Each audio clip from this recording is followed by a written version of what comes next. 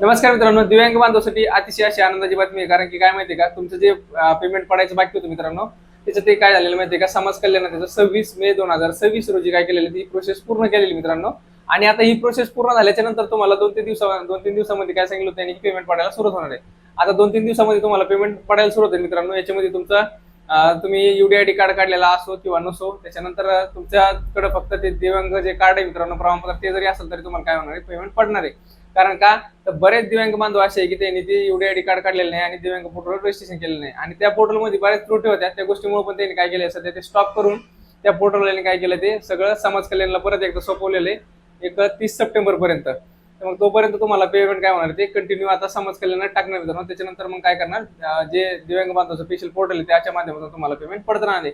परंतु तोपर्यंत काय करा माहिती का, तुमचं जे दिव्यांग साठी UDID कार्ड लागतं मित्रांनो, तोपर्यंत काय करायचं, तुम्ही काढून घ्यायचं आहे.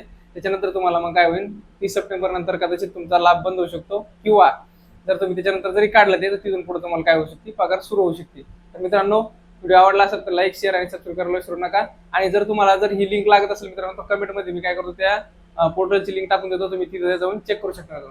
धन्यवाद.